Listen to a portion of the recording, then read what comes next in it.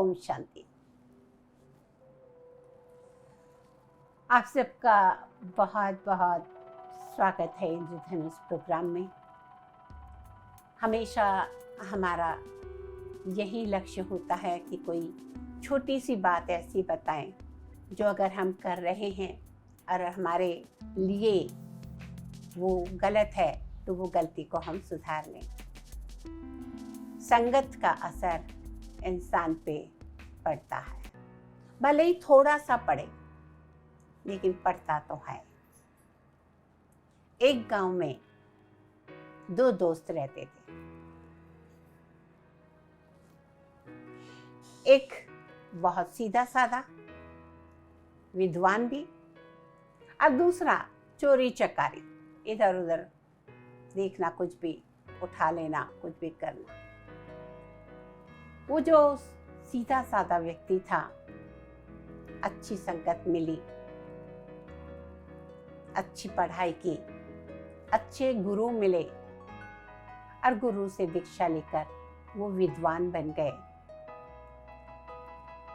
गांव-गांव में उनकी अच्छी कथाएं होने लगी, प्रवचन होने लगे, सत्संग होने लगे। एक एक सप्ताह लोगों ने बड़े सम्मान से बुलाते। कई जगह भ्रमण करते करते उन्हें मन में आया कि अपनी मातृभूमि जहाँ मैं पैदा हुआ उस गांव की भी तो सेवा करनी चाहिए, क्योंकि कहा जाता है चैरिटी बिगिंस एट होम। अपने घर से शुरुआत करें अगर हम कोई भी नेक काम करना चाहते तो। और ये सोच के उन्होंने अपने गांव में मैसेज भेजा कि ऐसे ऐसे मैं एक सप्ताह के लिए आ रहे हैं। सब लोग बहुत खुश हुए, क्योंकि उन्हीं के गांव का नाम रोशन हो रहा था, हर जगह उनकी बहुत महिमा थी। एक सप्ताह तक उनका प्रोग्राम चला।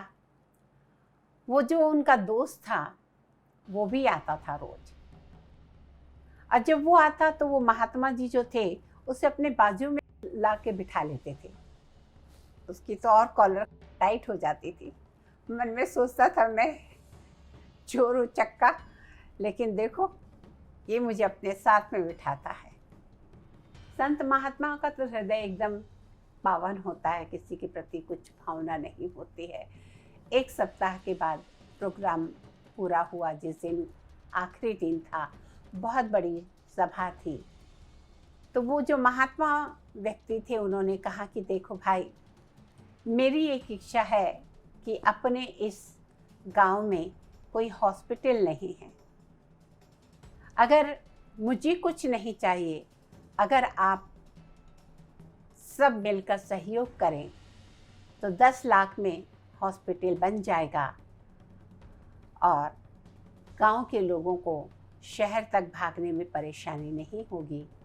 कई बार तो कई लोग रास्ते तक ही दम तोड़ देते हैं। कई बार लोगों को व्हीकल नहीं मिलती, गाड़ियाँ नहीं मिलती शहर तक जाने को। और उनके सत्संग से इतने गांव के लोग प्रभावित हुए थे कि सभी ने हाथ खड़ा किया, यस यस हम देने को तैयार हैं। और तभी एक टोकरी बड़ी सी लाई गई और सभी लोग के पास वो जाने लगे। ये जो चोर व्यक्ति था, इसके मन में आया कि चलो मैं भी कुछ दे ही देता हूँ। उसने 20,000 रुपये निकाल के अपने हाथ में रख लिए कि टोकरी में मैं भी डाल दूंगा। अभी लोगों के पास जा रही, कोई 20,000, कोई 50,000। अच्छे लोग थे जो पैसे वाले डालते गए। 2 लाख हो गए, 5 लाख हो गए। जो व्यक्ति कलेक्ट कर रहा था वो बताते जा रहा था महात्मा जी को 10 लाख हो गए। उसके बाद भी अभी तो काफ़ी लोग बचे थे, हम भी देना चाहते हैं, हम भी देना चाहते हैं। और जब इसने सुना कि 10 लाख हो गए तो सोचा कि 20,000 देने की क्या ज़रूरत है। जब जितना टारगेट था वो तो पूरा हो गया। उसने 10,000 की गड्डी अपने जेब में रख ली और धीरे धीरे वो व्यक्ति टोकरी लेके आ रहा है। जो लोग पैसे डाल रहे हैं, 12 लाख हो गए, 14 लाख हो गए, 15 लाख हो गए। जब 15 लाख सुन लिया तो उसने वो 10,000 की जो गड्डी और थी हाथ में डालने के लिए, वो भी जेब में रख ली। और जैसे ही उसने 15 लाख कहा उस समय लाइट चली गई और उसने अपनी वो गड्डी जेब में रख ली, दोनों गड्डी जेब में रख ली। इनको तो ज़रूरत से ज़्यादा मिल गया, मुझे देने की क्या आवश्यकता है। और आते आते आते आते जब तक महात्मा जी के पास वो पहुँचे 20 लाख जमा हो गए थे। महात्मा जी ने सबका धन्यवाद अदा किया और सभा समाप्त हुई और महात्मा जी उठ के चलने लगे और चोर भी, जो दोस्त था उनका, वो भी चलने लगा। महात्मा जी से नहीं रहा गया, उन्होंने कहा कि 7 दिन तुमने भी तो सत्संग किया है, तुमने कितना कंट्रीब्यूट किया।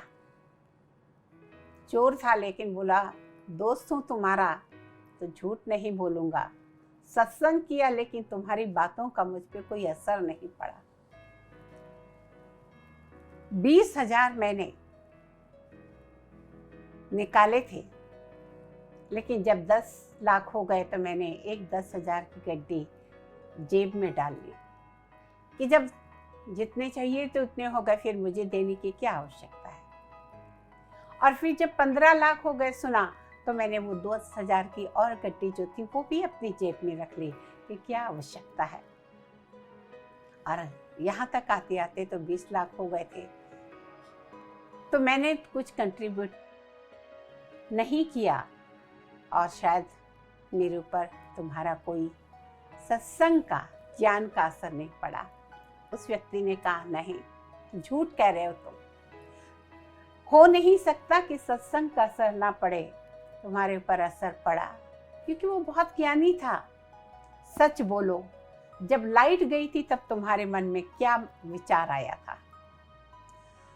उसने फिर कहा कि तुम मेरे दोस्त हो और इतनी ईमानदारी से मैंने सब बात बताई, तो ये भी बता देता हूँ कि जब लाइट गई तो मेरे मन में आया था कि 1-2 लाख की 1-2 गड्डी उठा के मैं ले जाऊं, लेकिन पता नहीं किस अदृश्य शक्ति ने मेरा हाथ खींच लिया और उस समय मैं वहीं बैठा रहा। उसने कहा ये था 7 दिन की सत्संग जो सुनी।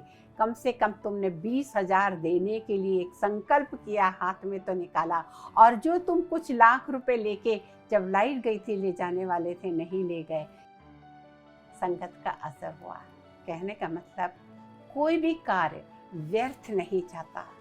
अगर हम कहीं जा रहे हैं कहेंगे कि असर नहीं पड़ रहा, नहीं, असर पड़ रहा है, भले ही वो आपको इमीडिएटली ना पता चले। अच्छी बातों का, अच्छे लोगों का, अच्छे लोगों के संग का असर पड़ता ही है, भले स्लो पड़े, क्योंकि उसकी तो कई सालों के वो संस्कार बन गए थे। लेकिन उन संस्कार ने कहीं ना कहीं एक चोर को भी तो दान करने के लिए प्रेरित किया, चोरी करने से तो रोक लिया, तो ये भी एक पाप होने से तो बच गया। तो हमेशा कोशिश करें कि हम ऐसे सत्संगों में जहाँ ईश्वर का ज्ञान दिया जाता हो, जहाँ ईश्वरीय शक्तियों से हमें मिलने की, उस ईश्वरीय शक्तियों को अनुभूति करने के कहीं मौका मिले, तो जरूर ऐसे सत्संग करें। और प्रजापिता ब्रह्मा कुमारी ईश्वरीय विश्वविद्यालय तो आप जानते ही हैं, निराकार शिव परमात्मा द्वारा ज्ञान दिया जाता है और आत्मा परमात्मा से जोड़ के ईश्वरीय शक्तियों को अपने में ग्रहण करने के लिए यहाँ पे प्रेरित किया जाता है। आप थोड़ा समय निकाल के जरूर ब्रह्मा कुमारी के राजयोग सेंटर पे जाएं और ये राजयोग सीखें, ताकि सत्संग यानी सत्य का संग, सत्य क्या है? एक परमात्मा, तो उस परमात्मा का संग करेंगे तो उसका असर हम पे ना पड़े, ये हो ही नहीं सकता है। इसी के साथ बस इतना। ओम शांति, नमस्कार।